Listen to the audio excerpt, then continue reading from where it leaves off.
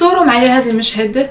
انت ولا انتي راك واقف بالليل على شاطئ خليج تشالور في شرق كندا. الجو بارد وفجأة كيبان لك واحد المنظر اللي كيحبس الأنفاس. سفينة قديمة بثلاثة ديال الأعمدة هازين الشراعات كتشعل فيها العافية من السطح ديال السفينة حتى للسما. كيبان لك الناس كيجري وسط العافية وكتسمع غوات جاي من بعيد، ولكن ملي كتحاول تقرب السفينة كتغبر في ثانية. هذه هي سفينة الأشباح، أسطورة حقيقية كيشهدوا عليها بزاف د الناس في كندا ولمدة قرون.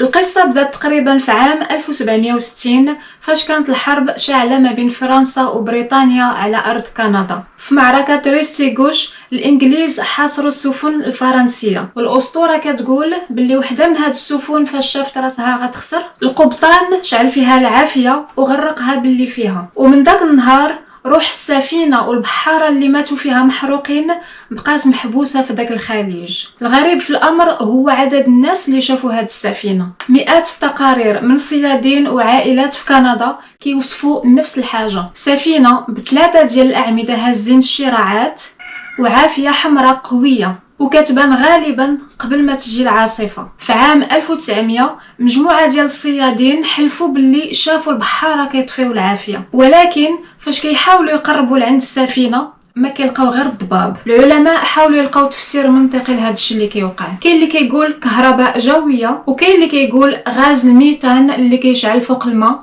او السراب البحري، ولكن حتى وحده من هاد النظريات ما كتشرح علاش سفينه بثلاثه الاعمده هازين الشراعات كتبان بنفس الشكل ديال السفينه اللي تحرقات وغرقات في القرن 18. بالنسبه للاكاديين في كندا هاد السفينه هي رمز التاريخ ديالهم اللي تحرق وتدمر، ولكن باقي كيبان وباقي حي في الذاكره. وهاد السفينه ولات جزء من الهوية ديال الأكاديين في كندا، سواء كانت ظاهرة علمية أو شبح حقيقي من الماضي. سفينة خليج تشالور كتبقى وحدة من أغرب ومن أجمل الأساطير في شرق كندا، وهي دعوة لينا باش نتأملوا في التاريخ اللي مدفون تحت الماء وفي الطبيعة اللي ديما عندها أسرار ما كنقدروش نفهموها. إلا كنتي في شرق كندا شي نهار وجا الليل وبدا كيطلع الضباب، ركز مزيان في الأفق، ربما تكون انت المحظوظ اللي غيشوف سفينة النار كتعبر المحيط من جديد. واش نتوما من عشاق قصص الأشباح والأساطير؟ وشنو هو التفسير اللي جاكم منطقي اكثر،